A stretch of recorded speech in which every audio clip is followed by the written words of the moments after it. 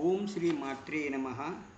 శ్రీదేవి భాగవతం 5వ స్కందము 4వ అధ్యాయము. మహిషాసురుడి కథ.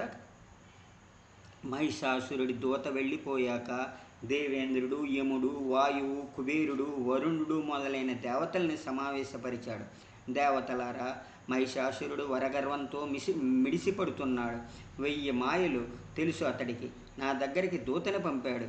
ఇవాళ స్వర్గం కావాలట వాడికి. దేవలోకంలో విడిచి పొమ్మంటున్నాడు నన్ను. కాదంటే తన సేవ చెయ్యాలట నేను. దయకలవాడట తాను. శరణంటే కనికరిస్తాడట. కాదు పోదు అంటే యుద్ధానికి సిద్ధపడాలట. చెప్పవలసిన పాడు మాటలు 4 చెప్పి వెళ్ళాడు దూత. ఇక మహిషుడు మన మీద దండెత్తి వస్తాడు. ఇప్పుడేం చేయాలో ఆలోచించండి. బలం కల రాజు చిన్న శత్రువునైనా ఉపేక్ష చెయ్యకూడదు. బలవంతుడై కయ్యానికి కాలు దూవుతున్న ఇలాంటి దురభిమాని విషయంలో మరింత జాగ్రత్తగా వహించాలి. అంచేత మన బలము బుద్ధి వినియోగించి తగిన ప్రయత్నం చెయ్యాలి. ఇప్పుడు జయాపజయాలు దైవాధీనాలు.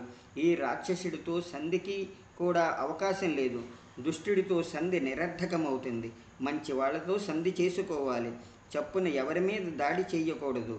మొదట చారుల్ని పంపి పగవాడి గుట్టమటులు తెలుసుకోవాలి. శత్రుసేనల బలాబలాలు తెలుసుకురాగలిగిన చారులు వెళ్ళి రావాలి. చారుల నమ్మదగిన వారై ఉండాలి. లంచగొండులు కాకూడదు. ఇంగితి జ్ఞానం కలవాళ్ళు కావాలి. నిస్సంసులు కావాలి. సత్యవాదులు కావాలి. శత్రుసేనల గతి విధులు, బలాబలాలు, సంఖ్యాబలము, వీటి యథార్థాలు తెలుసుకోగలిగిన బుద్ధివంతులు కావాలి. శత్రువు దగ్గర ఎంతమంది వీరులున్నారో తెలుసుకురావాలి. అన్నీ తెలుసుకుని మేఘాల మీద రాగలగాలి. ఎదిరిపక్షం రహస్యాలన్నీ తెలిసాక మన కట్టుబాట్లు మనం చేసుకోవాలి. బాగా విచారించి అడుగు వేయడం బుద్ధివంతుల లక్షణం. రాక్షసుల్లో భేదోపాయం పనిచెయ్యదు. నా అభిప్రాయం ఏమంటే వాళ్ళంతా ఒక తాటి మీద ఉన్నారిప్పుడు. కనుక గుప్తచారుల్ని పంపడమే కర్తవ్యం. శత్రువు బలాబలాలు తెలుసుకుని తర్వాత ఏం చేయాలో అది చేద్దాం. అలా కాకపోతే విపరీత ఫలం కలుగుతుంది. రోగం తెలియకుండా మందు వేస్తే ఫలం దుఃఖప్రదమవుతుంది అన్నాడు. అవును, దూతని పంపడమే మంచిదన్నారు దేవతలు. కుశలుడైన ఒక దూతని పిలిచాడు దేవేంద్రుడు. రహస్యంగా మహిషాసురుడి బలాబలాలు కనుక్కు రమ్మన్నాడు. దూత వెళ్ళాడు. మట్టు కనుక్కుని తిరిగి వచ్చాడు. చూసింది చూసినట్లు వివరించాడు. శత్రువు బలం విని తెల్లబోయాడు దేవేంద్రుడు. ఉత్తర క్షణంలో సైన్యాలు సమీకరించండి అని దేవతల్ని ఆదేశించాడు. బృహస్పతికి కబురు చేశాడు. అతడితో మంత్రాంగం ప్రారంభించాడు. గురుదేవ, ఏమిటి కర్తవ్యం ఇప్పుడు? సర్వం తెలిసినవాడు నువ్వు. ఈ సంకట సమయంలో నువ్వే మాకు పట్టుకొమ్మ. మహిషాసురుడు మహావీరుడు, దురభిమాని. బ్రహ్మాండమైన రాక్షస సేనతో స్వర్గం ముట్టించడానికి వస్తున్నాడు అతడు. మంత్రవిధుడివి నువ్వు. ప్రతి కార్యానికి ఉపాయం చెప్పు. రాక్షసుల మీద ఆపద పడితే శుక్రాచార్యుడు ఆదుకుంటాడు. దేవతల మీద ఆపద పడితే నువ్వు ఆదుకుంటావు. జగమెరిగిన రహస్యమిది అన్నాడు. కార్యసాధన తత్పరుడై ఆలోచించాడు బృహస్పతి. ఇంద్ర, ధైర్యము వహించి అన్నాడు అతడు. విచారం విడిచిపెట్టు. ఆపద వస్తే హడిలిపోకూడదు. ప్రయత్నం పురుష లక్షణం. పౌరుషం పురస్కరించుకుని పని చెయ్యాలి. కాకున్నది కాకమానదు. ఉద్యోగం గొప్పది. మునులు మోక్షం కోసం ఉద్యోగిస్తారు. ముక్తి దైవాధీనమని వారికి తెలుసు. అయినా ప్రయత్నం మానరు. కనుక మన ప్రయత్నం మనం మానకూడదు. ఫలితం ఏమైనా మన ప్రయత్నం మనం చెయ్యాలి. పురుషాకారం లేని కార్యం సిద్ధించకపోతే అది మన తప్పు కాదు. దేహదారి దీనుడై ఉంటాడు. సిద్ధిసేనల వల్ల కలగదు. మంత్రం వల్ల కలగదు. మంత్రాంగం వల్ల కలగదు. రథాల వల్ల, అస్త్రశస్త్రాల వల్ల కూడా కలగదు. అంతా దైవాధీనం. బలవంతుడు దుఃఖం అనుభవించడము, బలహీనుడు సుఖం అనుభవించడము కద్దు. అలాగే బుద్ధివంతుడు ఆకలితో మాడడము, బుద్ధి లేనివాడు భోగాదులను అనుభవించడము కద్దు. అలాగే పిరికి పంద జయించడము, సూర్యుడు ఓడిపోవడమునూ కద్దు. సంసార దైవాధీనంలో ఉంటున్నప్పుడు జయాపజయాల కోసం విచారం అనవసరం. ఇంతకీ చెప్పవలసిందేమిటంటే, భాగ్యం మీద భరోసా పెట్టుకుని ప్రయత్నం కోసం నడుము కట్టాలి. ఉద్యోగించిన తర్వాత సుఖం వచ్చినా లెక్క చెయ్యకూడదు. దుఃఖం వస్తే దిగులు కానీ, సుఖం వస్తే సంతోషం కానీ కూడదు. పౌరుషం కల వీరుడు పగవాడి ముందు తల వంచడు. అలాగే బుద్ధివంతుడు సుఖదుఖాలకు లొంగిపోడు. అధైర్యం వల్ల కలిగినంత దుఃఖం ధైర్యం వల్ల కలగదు. అయితే సుఖమైన దుఃఖమైన ఒక్కొక్కప్పుడు సహించడం దుర్లభం. అందుకనే సుఖదుఖాలు రెండిటిని లెక్క చేయకూడదు మనిషి. నేను గుణాతీతుణ్ణి, అవ్యయుణ్ణి. దుఃఖమంటే ఏమిటి? ఎవడికి దుఃఖం? 24 తత్వాలపైన ఉండే ఆత్మతత్వం నేను. సుఖ దుఃఖాలతో నాకు సంబంధమేమిటి? ఆకలి దప్పులు ప్రాణానికి కలుగుతాయి, శోకమోహాలు మనస్సుకి కలుగుతాయి, జరా మరణాలు శరీరానికి కలుగుతాయి. నేను ప్రాణం కాను, మనస్సు కాను, శరీరమును కాను, శివస్వరూపము నేను. శోకమోహాలు జరా మరణాలు ఆకలి దప్పులు నాకు లేవు. వాటి చింతే అక్కర్లేదు నాకు. నేను శరీరం కాదు, శరీర బంధం కల జీవుణ్ణి, సుఖస్వరూపుణ్ణి. 7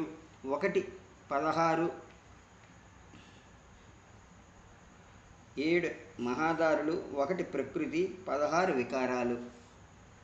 ప్రకృతి వికృతి కాని నేను. దుఃఖం ఎక్కడిదికి నాకు?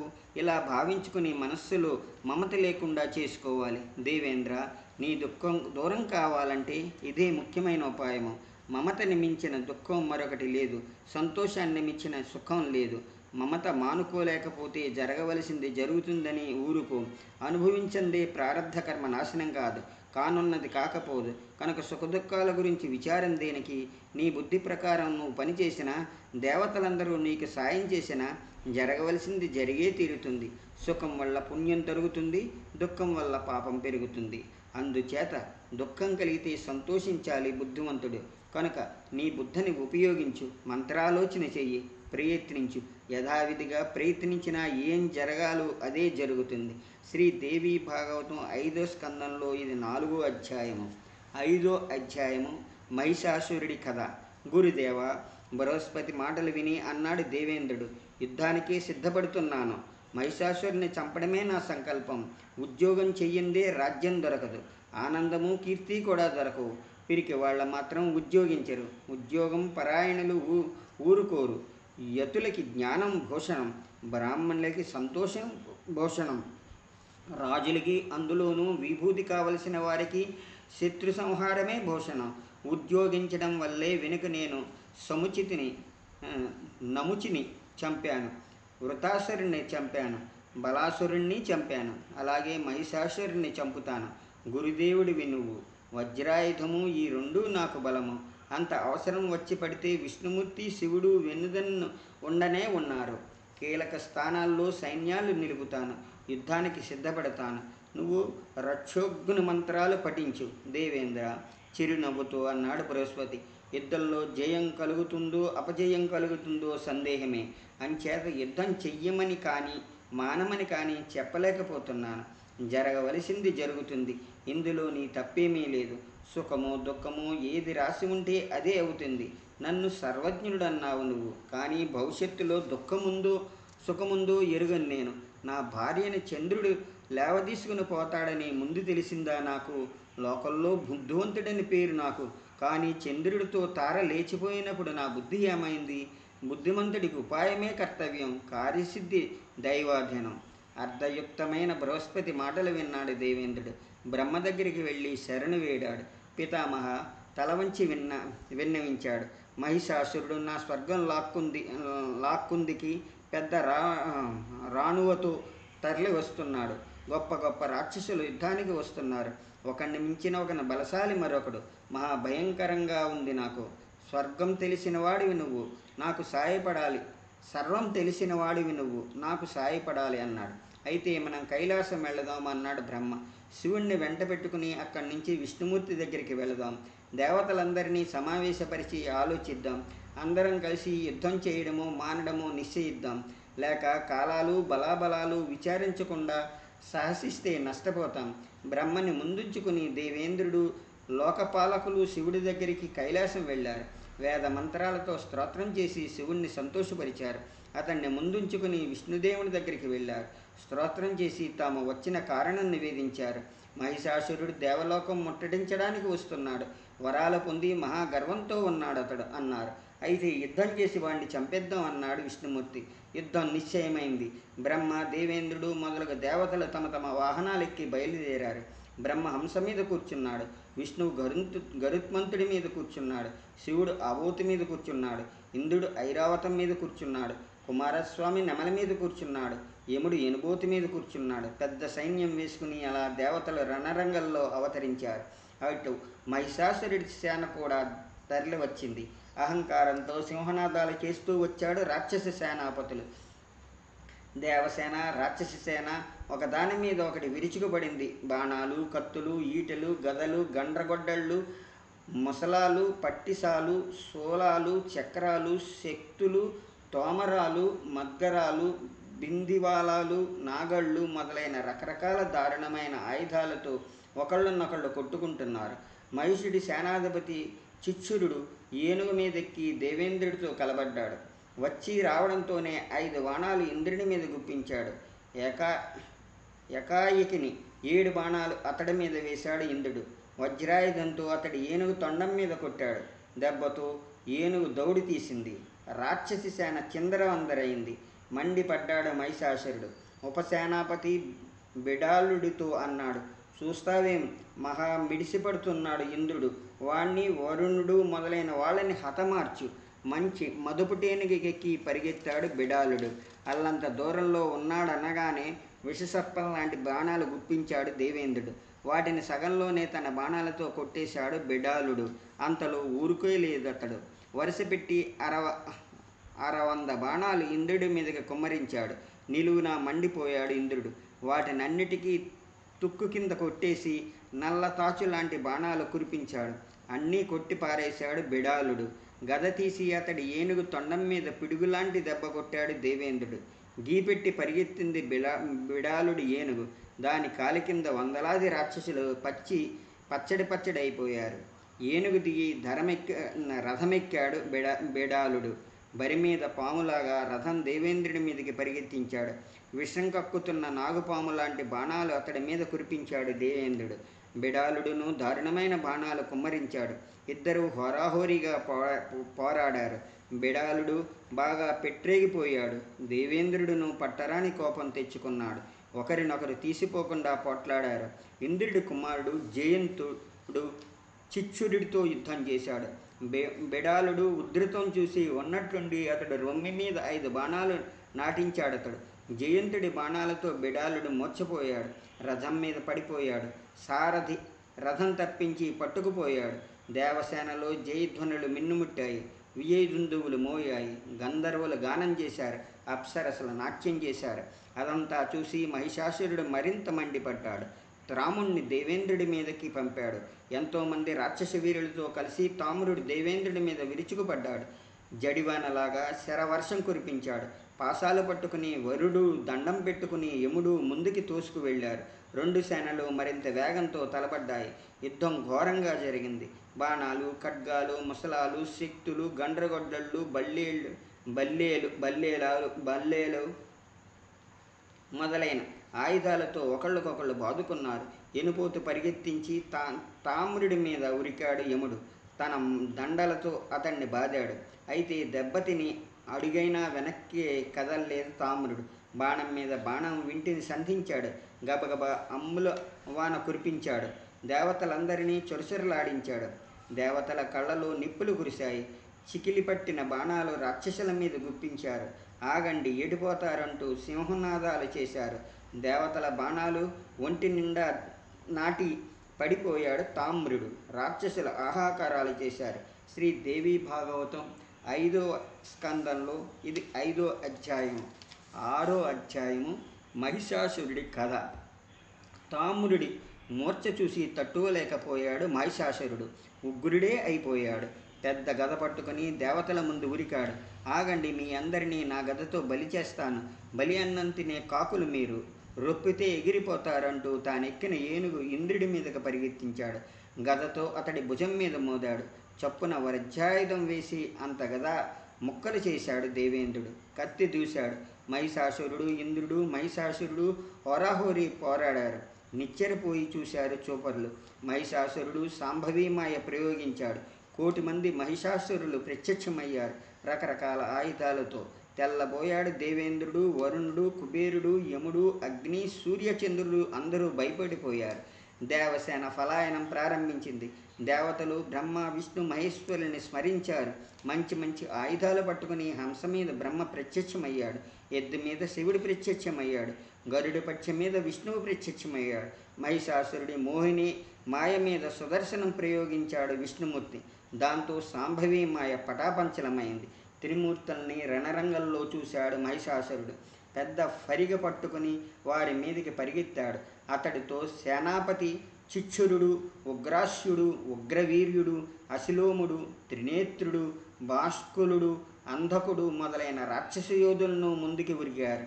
కవచాలు వేసుకుని ధనస్సులు పట్టుకుని రథాల మీద రకరకాల వాహనాల మీద ఎంతోమంది రాక్షస యోధులు విరుచుకుపడ్డారు. తోడేళ్ళు చిన్న పిల్లల్ని ముట్టడించినట్లు దేవతల్ని ఘోరాయించారు. వారు బాణాల మీద బాణాలు కురిపించారు. దేవతల్ని వాళ్ళ మీద వాడివాడి బాణాలు గుప్పించారు.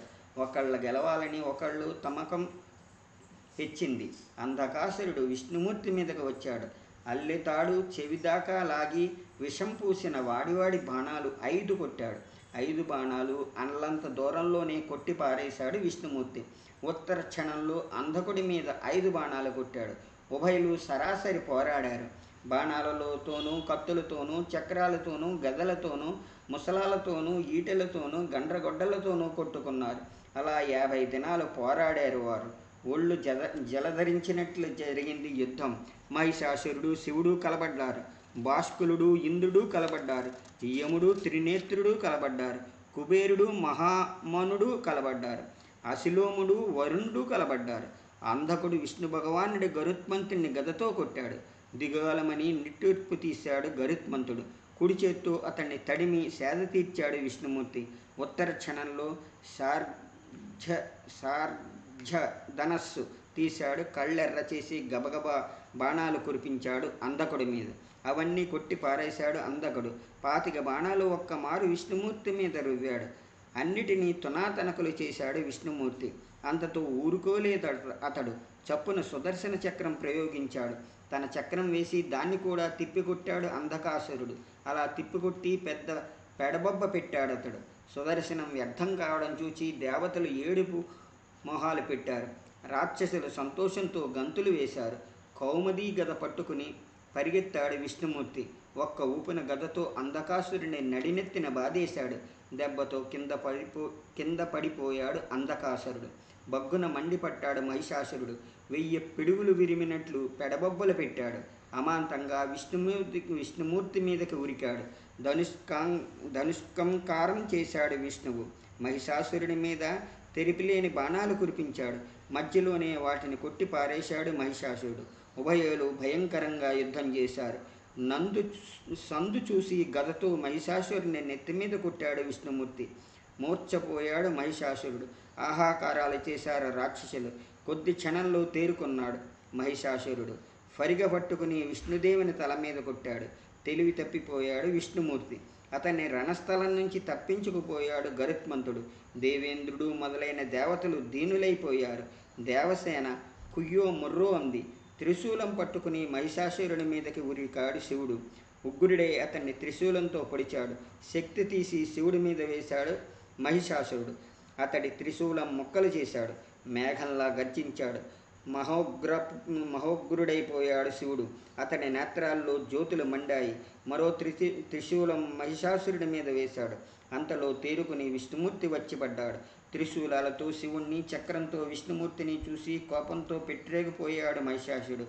పూర్తిగా ఎనుబోతు రూపం ధరించాడు. బుసకొట్టాడు. తోక మీదకెత్తాడు.